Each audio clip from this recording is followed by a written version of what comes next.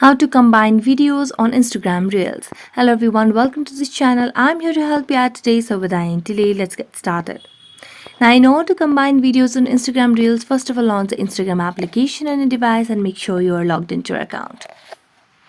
Now, tap on this plus icon at the bottom of the screen over here.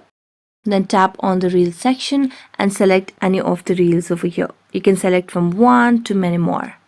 So you can select multiple reels or videos over here to make the reel.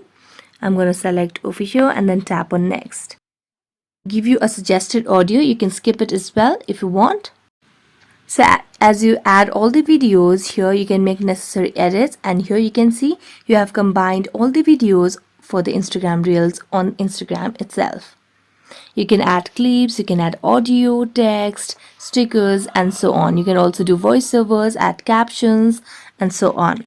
So that's it. Thank you so much for watching this video, and if you enjoyed watching it, don't forget to like, subscribe, and hit the bell notifications for more updates. That's it for today. See you next time.